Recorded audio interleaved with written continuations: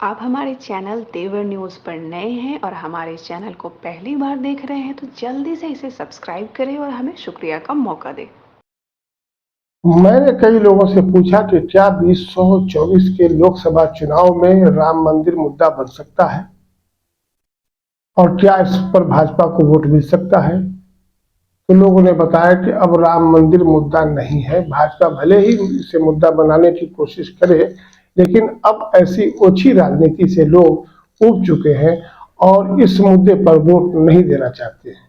लोगों का मानना है कि अब रोजगार, महंगाई, भ्रष्टाचार, भाईचारा, शिक्षा और स्वास्थ्य पर वोट दिया जाना चाहिए और ये भाजपा के एजेंडे में नहीं है। इसलिए भाजपा राम मंदिर का मुद्दा बनाए, लेकिन उसे फायदा नहीं होने वाला है। प्रशांत किशोर ने भी कुछ इसी तरह की बात कही है। हालांकि प्रशांत किशोर जिस तरह आगे बढ़े थे, उनकी राह में परेशानी बढ़ गई है और लोकसभा चुनाव में उनके हाथ कुछ आने वाला नहीं है, क्योंकि दो बड़े गठबंधन जब आमने सामने हो तो फिर किसी तीसरी पार्टी के लिए स्पेस कम रह जाता है। प्रशांत किशोर वैसे तो लालू यादव और नीतीश कुमार को टारगेट करते रहते हैं और यही कारण है कि उन्हें बीजेपी को फायदा पहुंचाने वाला नेता कहा जाता है। इस इल्जाम से बचने के लिए प्रशांत किशोर कभी कभी भाजपा के खिलाफ भी बोलते हैं। आइए देखते हैं कि प्रेस वार्ता में प्रशांत किशोर ने भाजपा के बारे में क्या कहा है।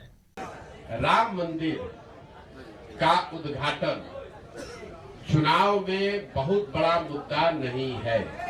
मैं आपको ये अपने अनुभव के आधार पर हम बता देता हूँ। चुनाव की जितनी समझ हमको थोड़ी बहुत है, कोई एक मुद्दा जिसको आपने पहले कड़ाही पर चलाकर गुड़ बना लिया है, अब वापस से उसको चढ़ाकर समाज को उस तरीके से आंदोलित नहीं किया जा सकता है। राम मंदिर के मुद्दे पर एक बार जब आडवाणी जी सोमनाथ से चले, तब एक बार उस मुद्दे पर वोट पड़ा। उसके बाद वो बहुत बड़ा मुद्दा है, लोगों के सबकॉन्शियस माइंड में है, चर्चा में है, प्रचार होगा, लेकिन वोट उस पर नहीं पड़ेगा।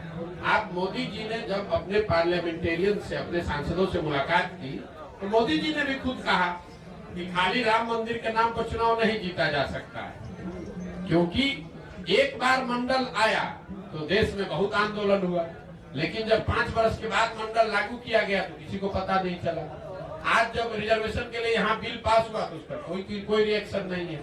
तो समाज की इतनी समझ रखिए, काठ की हांडी या अच्छी हांडी, आप एक ही चीज को बार बार नहीं चला सकते हैं। जन आंदोलन हुआ अन्ना के समय में लोकपाल को लेकर, आज आपको लगता है कि जन लोकपाल के नाम पर आंदोलन फिर से हो सकता है? उस समय हुआ, पूरा देश अन्ना के साथ जन लोकपाल के नाम पर खड़ा हुआ। आज अगर अन्ना भी आ जाए, जन लोकपाल फिर से लेके बैठ जाए, तो भी कोई नोटिस नहीं लेगा। तो राम मंदिर का उद्घाटन बहुत बड़ी घटना है, उसकी चर्चा होगी, बीजेपी उसका प्रचार प्रसार भी करेगी, उसका लाभ लेने का कोशिश भी करेगी, लेकिन वोट उस पर बहुत ज्यादा प्रभावित उसकी वजह से नहीं होगा। दूसरे